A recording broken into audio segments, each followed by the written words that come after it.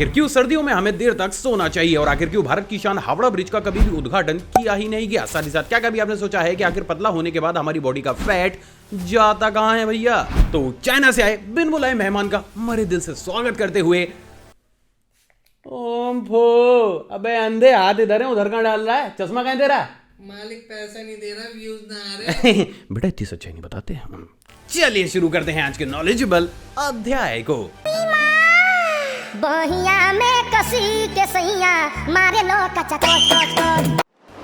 Guys आप माने या फिर ना माने, लेकिन हर एक इंसान को एक चीज काफी ज्यादा प्यारी होती है, और वो होती है सुबह की प्यारी प्यारी मीठी नींद। लेकिन भैया अगर आप लोग हरियाणा में रहते हैं तो मुझे माफ करिए, लेकिन आपसे यही प्यारी चीज हरियाणा गवर्नमेंट ऐसे छीनने वाली है जैसे अभिषेक बच्चन ने हमारे भाईजान से ऐश कुछ गलत बोल गया।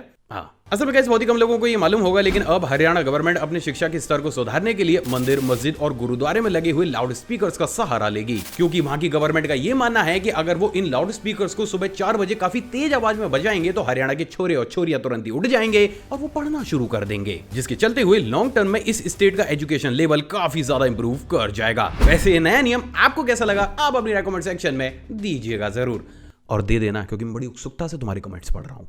सुनो उठो लाल अब आंखें खोलो, सुबह के 4 बज गए हैं, रजाई हटाओ, पढ़ाई में लग जाओ। जो गाइस इंडिया के अंदर जब शादी होती है तो दूल्हे को घोड़ी के ऊपर बैठाकर लाया जाता है, और इस चीज को आप ट्रेंड या फिर कल्चर कुछ भी बोल सकते हैं। लेकिन भैया ऐसा भी ट्रेंड या कल्चर कौन सा है जिसमें दूल्हे को गाड़ी या घोड़े पे नहीं बल्कि ताबूत में लाया जाता हो? मतलब माना कि शादी के बाद तुम्हारी जिंदगी कब्रिस्तान जैसी होने वाली है, लेकिन शादी से पहले इसकी ट्रेनिंग कौन लेता है यार? असल में बहुत ही कम लोगों को ये मालूम होगा, लेकिन वेस्टर्न कंट्रीज में इस तरीके का कॉफिन ट्रेंड बहुत बड़े स्केल पर चलता हुआ चला आ रहा है, जिसमें किसी भी दूल्हे की एंट्री कुछ इस तरीके से ताबूत में करी जाती है, क्योंकि इन लोगों का ऐसा मानना है कि इस चीज को करने से ये शादी काफी लंबे समय तक टिक जाती है। भूतिया लेकिन सच।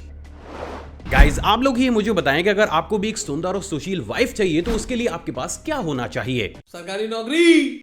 मतलब भाई बात तो सही है, पर इतनी भी सच्चाई कौन बोलता है वीडियो में। खैर असल में गाइज आप ये जानकर हिल जाएंगे, लेकिन अफ्रीका में मौजूद सेंट ट्राइब की एक प्रथा के अनुसार वहां पर जिस भी लड़के की शादी तय होती है वो शादी से 1 महीना पहले ही नहाना छोड़ देता है। सिर्फ इतना ही नहीं बल्कि वो शादी से 1 हफ्ता पहले से ही फ्रेश होना भी बंद हो जाता है। तो इन शॉर्ट अगर अपनी देसी भाषा में बोलूं तो वो चलता फिरता एक मानव सिलेंडर बन जाता है, जो अगर बाई चांस गलती से भी कहीं लीक हो गया ना भैया तो कयामत आती है, कयामत। असल में गाइस इस अजीब सी चीज को इस ट्राइब में सिर्फ इसलिए किया जाता है क्योंकि इन लोगों का ये मानना होता है कि ऐसा करने से उनके घर में आने वाली दुल्हन अपने आप ही काफी ज्यादा खूबसूरत और चार्मिंग बन जाती है। तो भाई लोगों अब तुम लोग देख लो कि क्या तुम्हें सरकारी ऑफिसर बनना है या फिर चलता फिरता मानव सिलेंडर।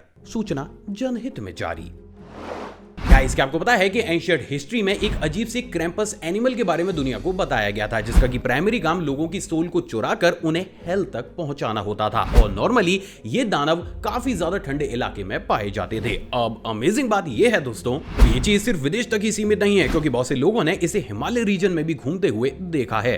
और क्या हो कि अब आप भी इसे देख डालें। दोस्तों वेब की स्क्रीन पर आपको जो क्रिएचर दिख रहा है, बहुत से एक्सपर्ट्स का ये मानना है कि वही क्रैम्पस एनिमल है जैसे आज से कुछ दिन पहले हिमालय रीजन में रिकॉर्ड किया गया था। हालांकि वीडियो कितनी सही है या फिर कितनी गलत, इसका पुख्ता जवाब तो अभी किसी के पास मौजूद नहीं है, लेकिन हाँ ये वीडियो अपने आप में काफी ज्यादा विचित्र जरूर है। तो गाइस इन्हीं तरीके के अमेजिंग फैक्ट्स देखने के लिए आप इस चैनल को सब्सक्राइब कर उस बेल आइकन को प्रेस जरूर कीजिएगा, क्योंकि तुम में से बहुत से लोग बिना सब्सक्राइब करे वीडियोस को देख रहे हो, तो भैया सब्सक्राइब करो और चौड़े में देखो। गाइस अगर आज किसी भी देश में कोई भी छोटी मोटी चीज भी बनाई जाती है तो भी उसका बड़े चौड़ और स्वैग के साथ उद्घाटन किया जाता है, लेकिन क्या आपको पता है कि भारत की शान हावड़ा ब्रिज एक ऐसा ब्रिज है जिसका आज तक भी इनॉग्रेशन किया ही नहीं गया। पर क्यों? असल में गाइस ये ब्रिज ना सिर्फ भारत का बल्कि दुनिया के सबसे मजबूत ब्रिजेस में से भी एक ब्रिज माना जाता है, लेकिन जब साल 1942 में इस ब्रिज का निर्माण कार्य पूरा हुआ तो पूरी ही दुनिया में वर्ल्ड वॉर सेकंड चल रहा था, जिसके चलते हुए जापान का एक शक्तिशाली बम इस ब्रिज के पास आकर फट गया। लेकिन क्योंकि ब्रिज अपने आप में काफी ज्यादा स्ट्रॉन्ग था तो इस ब्रिज का कुछ भी नहीं बिगड़ा। लेकिन इसी के ही बीच इंडिया पर उस समय हुकूमत करने वाले ब्रिटिशर्स ने यह फैसला किया कि वो इतने गम भरे माहौल में इस ब्रिज का खुशी खुशी इनॉग्रेशन नहीं करेंगे, और यही वो सबसे बड़ा कारण है जिसके चलते हुए भारत की शान इस पुल का आज तक भी उद्घाटन नहीं किया गया। क्या हावड़ा ब्रिज की इस अमेजिंग सी हिस्ट्री के बारे में आप पहले से ही जानते थे? कमेंट करके बताइएगा जरूर। गाइस आपने भी उस कहावत को तो जरूर सुना होगा जिसमें यह कहा जाता है कि आप जिंदगी में जितना ज्यादा पसीना बहा लेंगे आप उतने ही सक्सेसफुल बन जाएंगे। वेल अगर इस कहावत को सच मान लिया जाए तो भैया ऊता के लोग तो कभी भी सक्सेसफुल बन ही नहीं सकते, क्योंकि वो चाहकर पसीना बहा ही नहीं सकते। असल में गाइस इस स्टेट की ज्योग्राफिकल लोकेशन के अनुसार यहाँ पर मौजूद सॉल्ट लेक, समुद्र और पहाड़ हवा में मौजूद सभी प्रकार के मॉइस्चर्स को बहुत ही जल्दी एब्जॉर्ब कर लेते हैं, जिसके चलते हुए अगर आप गर्म से गर्म मौसम में भी यहाँ पर इंटेंस वर्कआउट करते हैं तब भी आपको एक बूंद भी पसीना देखने को नहीं मिलता। और यही वो सबसे बड़ा कारण है जिसके चलते हुए इसे वर्ल्ड का one of the dry place भी माना जाता है।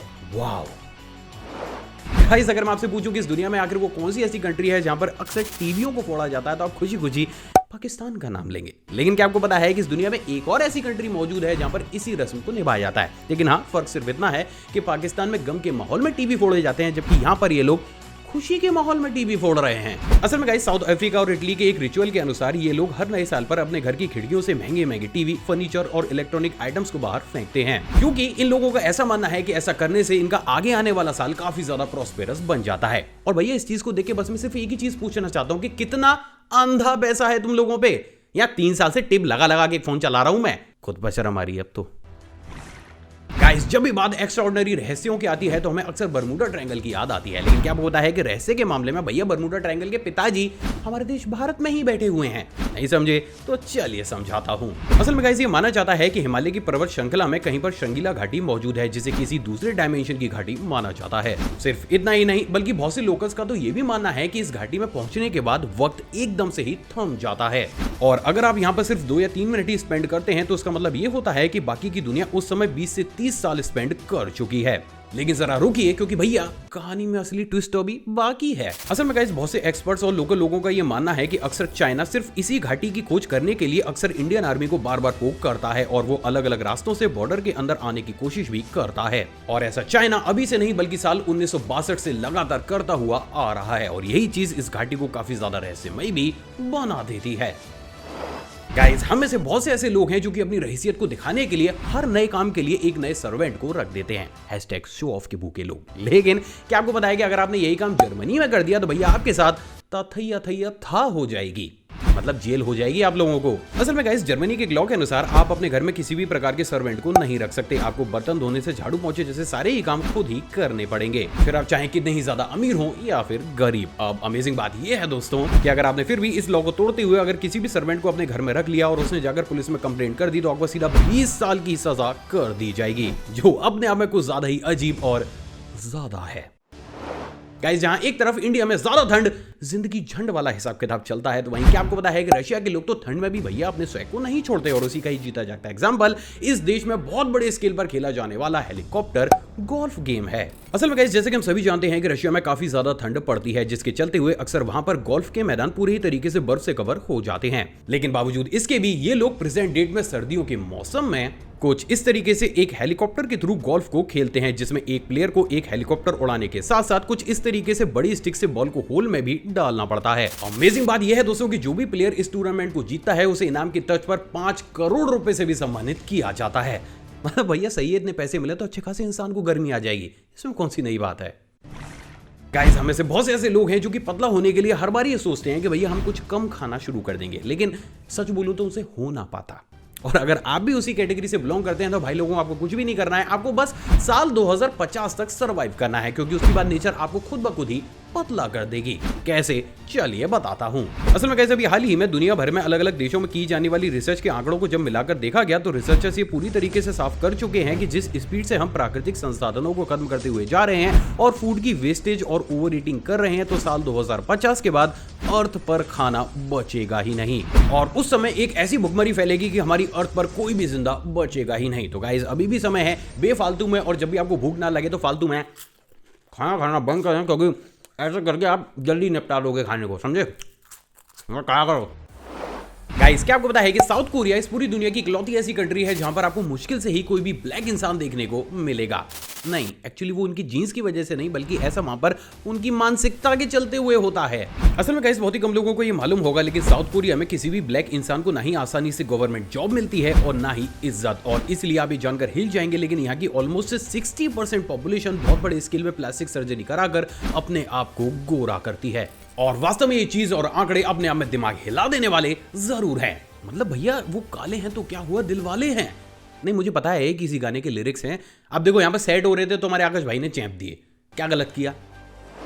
गाइस नॉर्मली अगर हमें किसी भी जगह पर काफी ज्यादा जल्दी पहुंचना होता है तो हम या तो अपने व्हीकल का इस्तेमाल करते हैं या फिर ऐसे ही तेज भागते हुए निकल जाते हैं। लेकिन क्या आपको पता है कि इस दुनिया में एक ऐसी जगह भी मौजूद है जहां पर एक्चुअली अगर आपको कहीं ज्यादा जल्दी पहुंचना है तो आपको सड़क पर एक घोड़े की तरह स्क्रॉल करना पड़ेगा। असल में कैसी जगह है रशिया का साइबेरिया रीजन, जहां पर विंटर के मौसम में ड्यू और स्नो के चलते हुए सड़कें इतनी ज्यादा स्लिपरी हो जाती हैं कि वहां पर आप खड़े होकर एक कदम तक नहीं चल सकते। तो गाड़ी चलाना तो भैया भूल ही जाओ। और यही वो कारण है जिसके चलते हुए पूरी दुनिया का इकलौता ऐसा रीजन है जो कि पिछले 1-2 सालों से नहीं बल्कि बहुत से सालों से हर साल एक सर्टेन टाइम पीरियड के लॉकडाउन को फेस करता हुआ आ रहा है, क्योंकि यहाँ की गवर्नमेंट लोगों की सेफ्टी के चलते हुए उन्हें घर से बाहर निकलने ही नहीं देती। कॉम्प्लिकेटेड लेकिन सच। जैसे कि हम सभी जानते हैं कि सभी देशों के कंप्यूटर और मोबाइल फोन में QWERTY कीबोर्ड का इस्तेमाल किया जाता है, जिनके की लेटर्स को कुछ इस तरीके से अरेंज किया जाता है। लेकिन भाई दोस्तों, बात अगर अलास्का की जाए तो अलास्का ने भैया साफ कह दिया कि देखो एक QWERTY की जुगाड़ तुम रखो अपने पास, पत्ती बनाकर पॉकेट में। हमारे यहाँ तो भैया ये चीज नहीं चल सकती। और उसी की टच पर बहुत ही कम लोगों को ये मालूम होगा, लेकिन अलास्का की किसी भी सरकारी ऑफिस या फिर लोगों के फोन में QWERTY कीबोर्ड ना होकर कुछ इस तरीके से एक नॉर्मल कीबोर्ड का इस्तेमाल किया जाता है, जिसके लेटर्स को कुछ इस तरीके से अल्फाबेटिकली ही अरेंज किया जाता है। मतलब इनका भी भैया ज्यादा ठंड इंग्लिश झंड वाला हिसाब किताब लगता है मुझे। दूसरा वाला फैक्ट करंट अफेयर की टच पर है। क्या होता है कि अभी हाल ही में श्रीलंका विदेशी कारोबार को डॉलर्स की बजाय भारतीय रुपए में करेगा, और ऐसा अगर हो जाता है तो नो डाउट हमारे देश की छवि पूरे ही देश में और ज्यादा स्ट्रॉन्ग जरूर हो जाएगी। आखिर पतला होने के बाद हमारी बॉडी पर मौजूद एक्स्ट्रा फैट भैया जाता कितने है? असल में गाइस हम में से बहुत से ऐसे लोग हैं जो कि आजकल टाइगर श्रॉफ और ऋतिक रोशन जैसी मस्त बॉडी बनाने के पीछे पागल हो चुके हैं, और उनमें से कुछ ऐसे भोगाली लोग हैं जो भैया हकीकत में अपने आप को फैट से फिट भी कर लेते हैं। लेकिन क्या कभी आपने इस कंडीशन में सोचा है कि आखिर हमारी बॉडी के ऊपर जो एक्स्ट्रा फैट होता है भैया वो कहां छू मंतर हो जाता है? असल में गाइस जब भी हम इंटेंस वर्कआउट करना शुरू करते हैं तो हमारी बॉडी को अपनी एनर्जी मेंटेन करने के लिए ज्यादा कैलोरीज की जरूरत पड़ती है, जिसे वो इसी एक्सेस चर्बी से डाइल्यूट करके एब्जॉर्ब करना शुरू कर देती है, जिसके चलते हुए जब ये फैट डाइल्यूट होना शुरू हो जाता है तो ये 3 जगहों से हमारी बॉडी से बाहर निकलता है। पहला आपकी सांस के थ्रू, दूसरा आपके पसीने के थ्रू, और तीसरा आपके यूरिन के थ्रू। और यही वो सबसे बड़ा कारण है जिसके चलते हुए अक्सर आपसे लोग ये कहते हुए नजर आते हैं कि आप जितने ज्यादा पसीना और यूरिन को बहाएंगे आप उतनी ही जल्दी फिट हो जाएंगे, क्योंकि यही दोनों ही चीजें मेजर स्केल पर, बहुत बड़े स्केल में हमारे फैट को हमारी बॉडी से बाहर निकालने का काम करती हैं। तो फाइनली अब आप ये भी जानते हैं कि आखिर पतला होने के बाद एक्सेस चर्बी जाती कहां है। आखिर क्यों सर्दी में हमें देर तक सोना चाहिए? असल में दोस्तों ये चीज अपने आप में काफी ज्यादा अजीब जरूर है, क्योंकि बात अगर इंडियन कल्चर की जाए तो हमारे यहाँ ये कहा जाता है कि चाहे सर्दी हो, बरसात हो या फिर गर्मी, आपको हर रोज ही सूरज निकलने से पहले उठ जाना चाहिए। तो वहीं दोस्तों बात अब अगर एक वेस्टर्न रिसर्च की जाए तो वहां के डॉक्टर्स का ये कहना है कि आपको सिर्फ सर्दी में ही काफी ज्यादा देर तक सोना चाहिए। तो भैया आखिर पता लगाते हैं कि क्यों हमें सर्दी में थोड़ा लेट उठना चाहिए। असल में guys according to this research ये बात पूरी तरीके से साफ है कि जब भी हमारी बॉडी सनलाइट के कांटेक्ट में कम आती है तो वो मेलाटोनिन को काफी ज्यादा प्रोड्यूस करने लगती है। अब क्योंकि नॉर्मली सर्दियों में या तो धूप निकलती ही नहीं है, और अगर वो निकलती भी है तो भी उसकी इंटेंसिटी काफी ज्यादा कम होती है, तो विंटर सीजन में हमारी बॉडी मेलाटोनिन को काफी ज्यादा प्रोड्यूस करती है। और मेलाटोनिन हार्मोन एक ऐसा हार्मोन होता है जो कि हमें काफी ज्यादा स्लीपी बना देता है। साथ ही साथ क्योंकि विंटर सीजन में हमारी डाइट अपने आप ही काफी ज्यादा रिच हो जाती है, तो उसको डाइजेस्ट करने प्लस सर्दियों में खुद को गर्म रखने के लिए भी हमारी बॉडी ज्यादा एनर्जी को भी कंज्यूम करने लगती है, जिसकी वजह से ये दोनों ही चीजें ना सिर्फ हमें काफी ज्यादा थकाती हैं बल्कि हमें काफी ज्यादा स्लीपी भी बना देती हैं। और उस कंडीशन में अगर आप विंटर में डेली काफी जल्दी उठ जाते हैं तो यहाँ पर ये चांसेस बहुत बड़े स्केल पर जनरेट हो जाते हैं कि आप पूरा ही दिन काफी ज्यादा सुस्त सा फील करें और आपका फोकस भी किसी भी काम पर ना लगे। और इसलिए वेस्टर्न डॉक्टर्स लोगों को यह सलाह देते हैं कि हमें सिर्फ विंटर के ही सीजन में सुबह देर से उठना चाहिए। हालांकि गाइस अगर सच बोलूं तो भैया मैं तो आपसे यही कहूंगा कि आपको जो भी टाइम काफी ज्यादा कंफर्टेबल लगता हो आप उसी समय उठें। बट हाँ, आप कितने बजे उठते हैं इस चीज को कमेंट सेक्शन में कमेंट जरूर कर दीजिएगा, क्योंकि भैया मैं देर से उठता हूं और मेरे घर वाले ताने दे देकर मेरी जिंदगी हराम करे बैठे हुए हैं। तो प्लीज कमेंट कर देना ताकि मैं एटलीस्ट दिखा सकूं कि देखो और भी महान लोग हैं जो मुझसे भी देर से उठते हैं। तो अपने भाई की इतनी मदद कर दो और जितने बजे उठते हो प्लीज उसे कमेंट कर दो। आई होप दोस्तों आज का एपिसोड आपको पसंद आया होगा और आप ऑलरेडी इस वीडियो को लाइक कर चुके होंगे। आप चाहें तो सीधा मुझे इंस्टाग्राम पर भी कांटेक्ट कर सकते हैं। उसके लिए आपको गूगल पे जाकर आकाश अरोड़ा टाइप करना है और गूगल देता सीधा ही आपको मेरी आईडी तक ले आएंगे। एक और फ्रेश कमाल एपिसोड में आपसे दोबारा मुलाकात होगी दोस्तों। जय हिंद।